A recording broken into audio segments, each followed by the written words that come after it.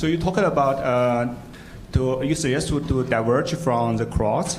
I think the people follow the cross for reasons because it's safer, it's less risky.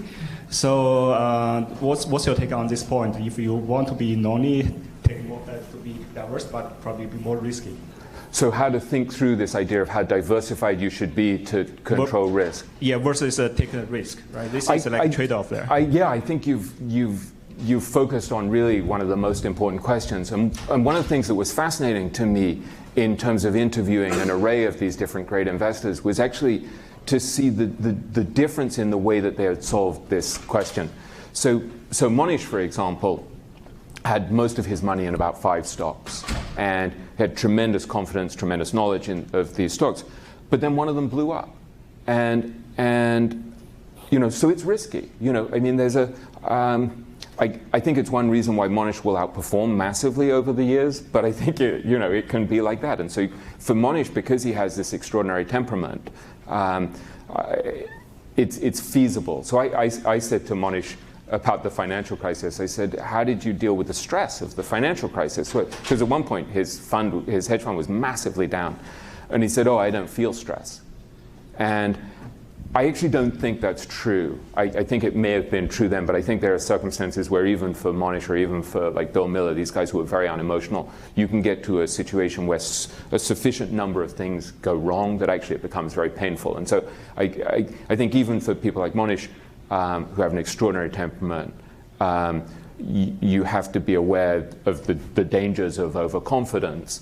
And I talked to people like Joel Greenblatt about this, and Joel had 80%. Joel is one of the greatest hedge fund managers of all time, and Joel had 80% of his money in 6 to 8 stocks for much of his career, and he said, every few weeks the portfolio might go down, 30% in a couple of weeks, and he said it was fine for him.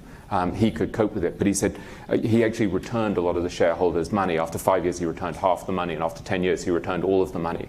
So the only shareholders were him and his family and his partners. And he said if the family lost money or friends lost money, he would help them out, and so it was okay.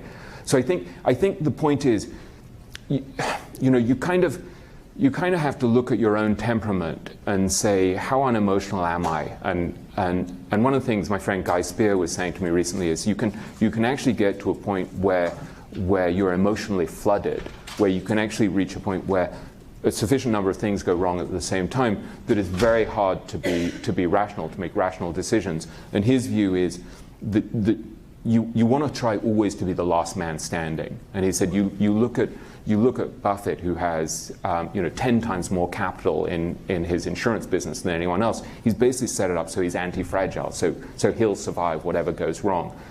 And so Guy's view is you want to kind of look at what everyone else is doing, what the people you do, what the people you really admire, where they are on the risk curve, and then he said just do less than them. And I think it's a really interesting idea that you kind of, if you're super concentrated, if you're incredibly smart, you can get unbelievable returns.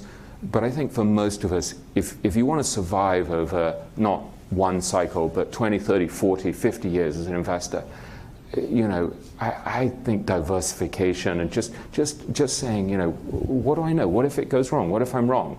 There's a French investor I interviewed, a guy called François-Marie Wojcik, who said to me, I have 3 principles: doubt, doubt, and doubt.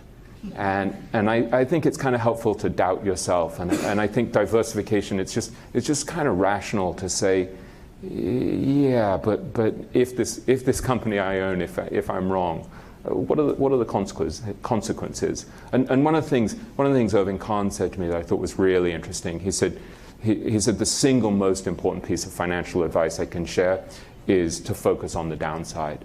And he said, the trouble these days, he said, people can gallop really fast, but he said they don't really know what direction they're galloping in.